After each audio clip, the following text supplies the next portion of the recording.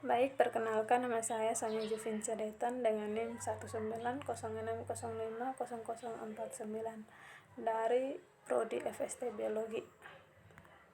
Saya akan menjelaskan tentang toraks atau bisa disebut dengan dada. Toraks adalah bagian tengah tubuh serangga. Toraks memegang kepala, kaki, sayap, dan perut. Toraks ini juga disebut mesosoma atau cephalothorax pada arthropoda lain. Toraks serangga ini terdiri dari 3 ruas. Yang pertama, protoraks. Protoraks adalah yang paling depan dari 3 segmen di dada serangga dan memiliki sepasang kaki pertama. Sklerit utamanya adalah pronotum, prosternum, dan propleuron di setiap sisi. Protoraks tidak pernah memiliki sayap pada serangga yang masih ada, meskipun beberapa kelompok fosil memiliki proyeksi seperti sayap. Yang kedua, mesotoraks. Mesotoraks adalah tengah dari 3 segmen di dada serangga dan dikenakan pasang kedua kaki.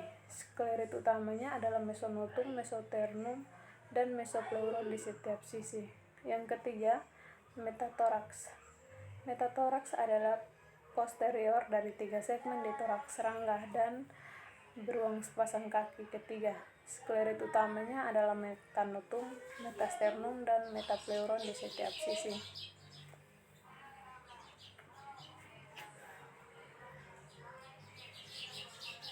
Yang berikut, setiap segmen memiliki 4 kelompok pelat keras. Yang kedua pleura, yang ketiga sternum. Sklerit toraks terletak pada segmen tertentu dengan menggunakan awalan yang sesuai pro, meso, meta. Misalnya notum dari protoraks adalah pronotum. Pada serangga dewasa, mesotoraks dan metatoraks biasanya berisi sepasang sayap. Setiap kaki selalu terdiri dari 5 bagian, yaitu coxa diartikulasi ke dada, trochanter kecil, tulang pahat, tibia, dan tarsus dengan 1 hingga 5 segmen. Segmen tarsal sering membawa cakar dengan bantalan perekat di antara mereka,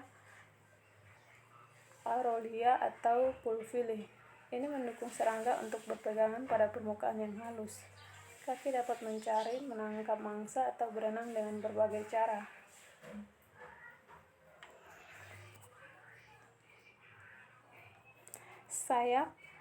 Sayap ini sendiri saat istirahat dapat diperpanjang secara permanen di setiap sisi, seperti pada beberapa capung, atau bisa disebut odonata. Sayap capung dipegang tegak di atas tubuh seperti lalat capung. Pada sebagian besar serangga, bagaimanapun mereka terlipat di perut. Sayap terdiri dari kantung kutikula yang bertunas dari dinding toraks. Kantung menjadi rata selama perkembangan, dan membran kedua yang ditekan bersama menjadi kaku oleh penebalan kutikula yang membentuk vena silindris yang membawa trakea, saraf, dan darah yang bersirkulasi ke seluruh bagian sayap. Sayap yang digunakan untuk terbang biasanya terbuat dari kutikula bermembran tipis. Pada beberapa serangga, terutama kumbang, sayap bagian tengah dada menjadi tebal dan bertanduk, dan berfungsi sebagai selubung pelindung. Dari sayap belakang bermembran,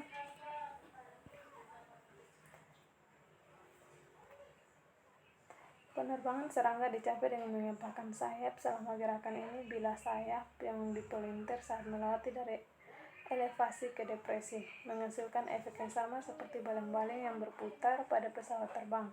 Otot yang mampu mengubah kecenderungan ini mengontrol arah terbang.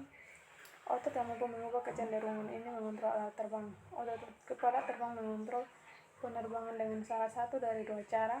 Pada capung langsung pada tuas di dasar setiap sayap, tetapi pada sebagian besar serangga secara tidak langsung dengan mengubah bentuk dada. Otot longitudinal dada menekan sayap yang diartikulasi dengan otot-otot vertikal mengangkatnya. Pada kupu-kupu, jumlah kepakan sayap per detik serendah 8 hingga 12, sedangkan kecepatan pada nyamuk dapat melebihi 600. Kecepatan ini dapat melebihi kontraksi dan relaksasi otot yang merespons saraf, karena otot setelah mereka balik di dinding toraks, di mana frekuensinya ditentukan oleh osilasi periodik alami protoraks. Penerbangan terbang ukurannya kecil sesuai dengan hukum aerodinamis yang mengatur penerbangan pesawat. Yang berikut perut atau abdomen. Perut terdiri dari maksimal 11 segmen. Meskipun jumlah ini biasanya dikurangi dengan fusi, pelengkap biasanya tidak ada kecuali pada ulat yang menggunakan hingga 5 pasang kaki perut saat berjalan. Dan pada serangga dewasa di mana pelengkap di ujung belakang telah berubah menjadi alat kelamin luar. Pada laki-laki alat kelamin ini dipasangkan clasper yang digunakan untuk memegang kamera pada wanita. 3 pasang katup untuk memanipulasi telur selama oviposisi. Pada beberapa serangga, terutama jangkrik dan kecoak, 2 perasa atau cerci di ujung belakang perut mengandung organ indera. Sistem pencernaan untuk kebutuhan nutrisi serangga hampir sama dengan kebutuhan nutrisi mamalia, air, ion anorganik, dan asam amino, yaitu yang tidak dapat disintesis oleh hewan. Persyaratan untuk lemak dan karbohidrat yang telah dibentuk sebelumnya berbeda-beda menurut spesiesnya. Meskipun vitamin dari kelompok B dibutuhkan oleh serangga, baik vitamin A maupun D tidak diperlukan, dan banyak serangga dapat mensintesis asam ascorbat atau vitamin C.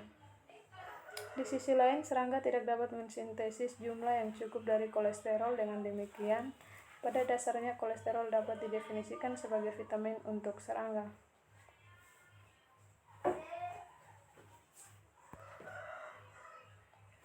Berikut sistem pencernaan terdiri dari usus depan terbentuk dari daerah mulut atau disebut stomodium.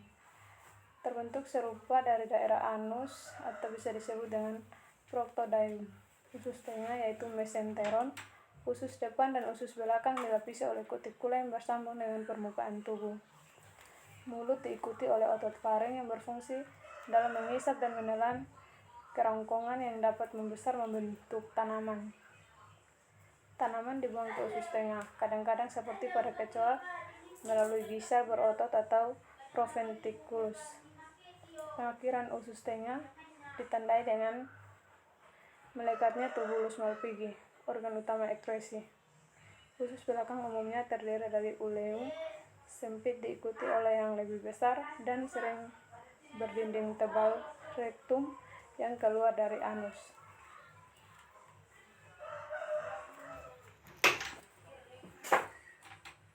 Berkenaan dengan pencernaan enzim yang disekresikan tidak hanya oleh kelenjar ludah tetapi juga oleh sel-sel usus tengah dan bervariasi dengan makanan serangga. Enzim terpenting yang disekresikan oleh kelenjar ludah adalah amilase, usus tengah invertase. Produk pencernaan diserap terutama di usus tengah. Usus belakang menerima sisa makanan dari usus tengah serta produk limbah dari tubulus Malpighi. Produk akhir metabolisme nitrogen adalah asam urat, sejumlah kecil asam amino, urea pada serangga air.